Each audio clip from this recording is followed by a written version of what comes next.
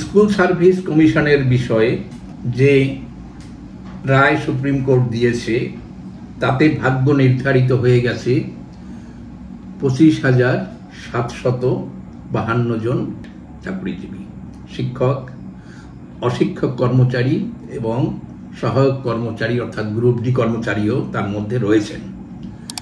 এই অর্ডার হয়ে যাওয়ার পরে একটা জিনিস পশ্চিমবঙ্গ সরকার খানিকটা উদ্যোগ নিয়ে স্কুলের পড়াশোনা চালিয়ে যাওয়ার জন্য সুপ্রিম কোর্টের কাছে একটি আবেদন করেছেন।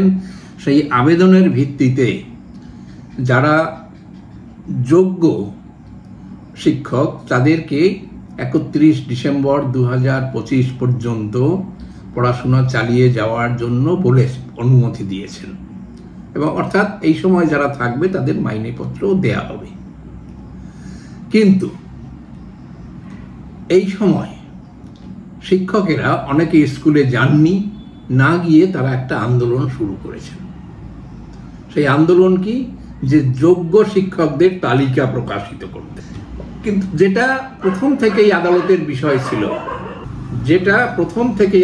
বিষয় ছিল কলকাতা হাইকোর্ট এবং সেখান থেকে সুপ্রিম কোর্ট, যে সঠিক তালিকা, যারা যোগ্য শিক্ষক তাদের সঠিক তালিকা এখানে ফাইল করার জন্য, দেখানোর জন্য, supported by documents, OMR sheet বা ওএমআর শিটের মিরর ইমেজ ইত্যাদি, তাই দিয়ে সেটা দেওয়ার জন্য বলা হয়েছিল।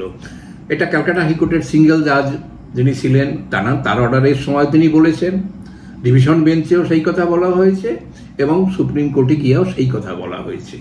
কিন্তু সেটা দিতে পারেনি, ইচ্ছাকৃতভাবে দিতে পারেনি বা দেওয়ার মতো ম্যাটেরিয়াল নেই।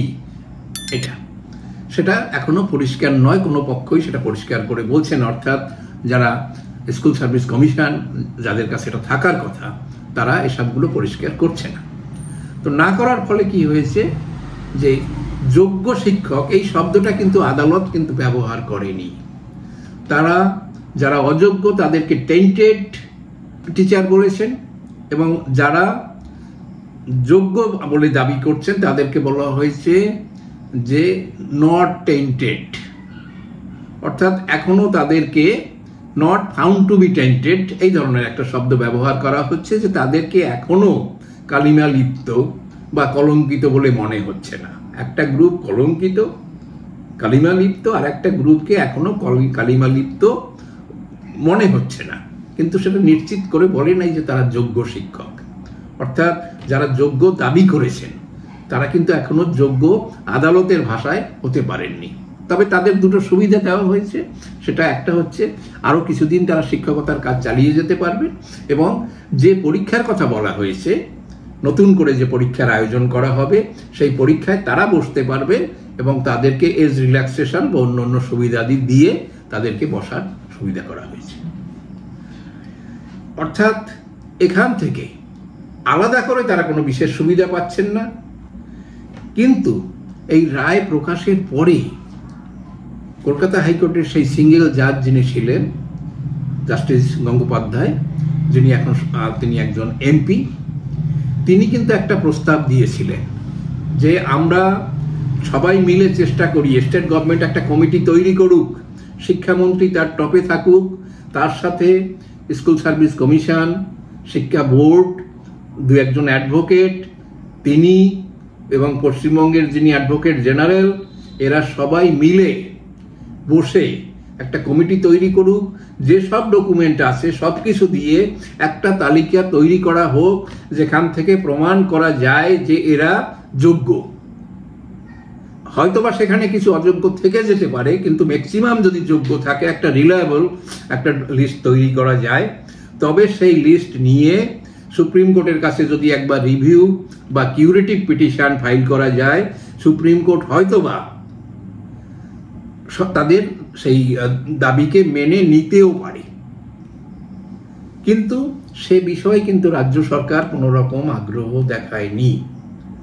তারা বলে যাচ্ছে, আমরা প্রথম দিকে বললেন যে আইন পারমিট করলে আমরা লিস্ট প্রকাশ করব, পরে বলল যে না, সেরকম আইনি পরামর্শ আমরা কিছু পাইনি লিস্ট প্রকাশ করার মতো। এবং যে লিস্ট প্রকাশ করবে তাতে এই শিক্ষকদের কি হবে, যারা এই প্রচন্ড গরমে দিন রাত এক করে তারা কলকাতাতে এখনো আন্দোলন চালিয়ে যাচ্ছেন। জলের ব্যবস্থা নেই, বাথরুমের ব্যবস্থা নেই, মাথার উপরে ছায়ার ব্যবস্থা নেই। সেই অমানবিক পরিবেশে তারা আন্দোলন চালিয়ে যাচ্ছেন। কিন্তু আন্দোলন থেকে তারা কি পাবেন? হ্যাঁ, একটু মেন্টাল স্যাটিসফ্যাকশন পাবেন। যদি একটা তালিকা প্রকাশিত হয়, তখন তারা অন্তত লোকের কাছে বলতে পারবে যে আমরা যোগ্য ছিলাম, আমরা অযোগ্যদের দলে পড়ি না। না হলে এখন যোগ্য অযোগ্য নির্বিশেষে সবাই সবাইকে সন্দেহ করছে যে তুমি আসলে যোগ্য কিনা। তা এই যে যোগ্যতার যে বিষয়টা, আমরা আগেই বললাম যে আদালত যোগ্য অযোগ্য শব্দটা ব্যবহার করে নাই, কালিমা লিপ্ত, কলঙ্কিত এবং কলঙ্কিত বলে মনে হচ্ছে না, এরকম একটা শব্দ ব্যবহার করে জিনিসটাকে কাটিয়েছেন। ফলে একমাত্র আমাদের মনে হয় যে অভিজিৎ গঙ্গোপাধ্যায় তিনি যে পরামর্শটি দিয়েছিলেন সেটা ছিল যথার্থ পরামর্শ, কিন্তু সম্ভবত সেই শিক্ষকেরা সেই পরামর্শটাকেও যথেষ্ট গুরুত্ব দিয়ে দেখেননি। এখনো তারা যদি মনে করেন সরকারের উপরে চাপ সৃষ্টি করতে পারেন, রিকোয়েস্ট করতে পারেন যে আপনারা সার্বিক ইনফরমেশন নিয়ে একটা কম্পাইল করুন যেখান থেকে আদালতের কাছে আবার যাওয়া যায়। কিন্তু অনেকের মধ্যে হয়তো বিশ্বাস হয়েছে যে একবার রিকোয়েস্ট করতে আদালত 6 মাস 8 মাসের জন্য চাকরিটা বাড়িয়ে দিলেন, এরকম আর 1-2 বার রিকোয়েস্ট করলে আমাদের লাইফটাই চাকরি থেকে যাবে, অর্থাৎ লাইফ টাইম আমরা শিক্ষকতা করতে পারবো। কিন্তু সেটা নয়। কিন্তু কারণ সুপ্রিম কোর্ট যে অর্ডারটি করেছেন সেই অর্ডারের মধ্যে সেই জায়গা নেই। যদিও সেই অর্ডার নিয়ে আমাদের কিছু বক্তব্য থাকতেই পারে, সেটা অন্যত্র বলা যাবে। সেই জন্য এখনো সময় আছে যে একটা বিশ্বাসযোগ্য তালিকা, তার সাথে ওএমআর শিট, ওএমআরের ইমেজ, মিরর ইমেজ বা সিবিআই ইনকোয়ারি করে যেসব তথ্য জোগাড় করেছে সব কিছু নিয়ে বসে যদি একটা তালিকা তৈরি করা যায়, যেটাকে জাস্টিস গঙ্গোপাধ্যায় বলেছেন যে হ্যাঁ সেটা এখনো একটা তৈরি করা যেতে পারে, সেইটা করে সুপ্রিম কোর্টের কাছে অনুরোধ করা যে আমাদের ব্যাপারটা বুঝে, এক তো শিক্ষকতার কথা এবং দ্বিতীয়ত তাদের লাইফ, তাদের পরিবার, তাদের সম্মান সমস্ত কিছু এর সাথে যুক্ত হয়ে গেছে 25,000 অন্তত লোকের কাছাকাছি। সেটা কাজেই তাদের জন্য এটাকে ক্ষমা সুন্দর দৃষ্টিতে দেখা হোক। কিন্তু সেইটা যতক্ষণে তৈরি না হবে ততক্ষণে শিক্ষক মহোদয়দের এই যে আন্দোলন, সেখান থেকে কোনো সুফল হবে বলে আমার মনে হয় না। আরেকটি প্রসঙ্গ এখানে আমরা অবশ্যই উল্লেখ করব, সেটা হচ্ছে শিক্ষক মহাশয়রা তো কিছুদিনের জন্য চাকরি পেলেন যারা যথাযথ যোগ্য বলেছেন তাদের, কিন্তু যারা মামলাটি করেছিলেন তারা কি পেলেন? যারা এই চাকরি পাওয়া উচিত কিন্তু অযোগ্যদের ঢুকে পড়ার কারণে তারা চাকরি পাননি, সেই যে শ্রেণী মামলা করেছেন বছরের পর বছর, ধর্মতলার বিভিন্ন জায়গায় তারা আন্দোলন চালিয়ে গেছেন, তারা এখান থেকে কি পেলেন? আমার অল্প বয়সে দেখা একটা নাটকের সংলাপ মনে পড়ছে। ভারত ভাগ যখন হলো তার প্রেক্ষাপটে এই নাটক। একটি উদ্বাস্তু পরিবার পূর্ববঙ্গ থেকে এখানে এসেছে, অত্যন্ত দুরবস্থার মধ্য দিয়ে তাদের সময় কাটছে।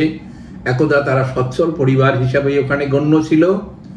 সেই পরিবারের পিতা তার পারিবারিক সমস্যার মধ্যে তিনি একটা শব্দ উচ্চারণ করেছেন যে দেশ স্বাধীন হলো, গান্ধী পেল দিল্লির সিংহাসন, জিন্না পেল পাকিস্তান, আমরা কি পেলাম?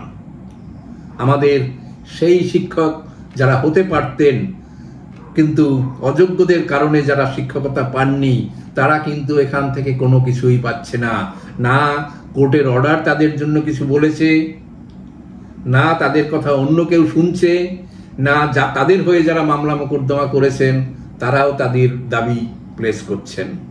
অন্তত তারা নতুন করে পরীক্ষায় বসতে হলে তাদের সেই বয়সের ছাড় ইত্যাদি সেইগুলো যে দেওয়ার প্রয়োজন ছিল, সেই সব দাবি কিন্তু এখন আর শোনা যায় না। ফলে সামগ্রিকভাবে এই যে আন্দোলন মনে হচ্ছে একটা দিশাহীনতার দিকে যাচ্ছে, এখান থেকে যথার্থ কোনো ফল হবে না যদি না একটি যথার্থ তালিকা, একটা রিলায়েবল তালিকা, একটা বিশ্বাসযোগ্য তালিকা তৈরি করার জন্য সবাই মিলে লেগে পড়েন। আমরা বলবো শুভবুদ্ধির উদয় হবে এবং অনেকেই এই কাজে লাগবেন এবং এই কাজের দাবি তুলবেন। তাহলে হয়তোবা এই 25,000 ছেলে মেয়েদের যে জীবন তার মধ্যে খানিকটা আশার আলো দেখা যাবে।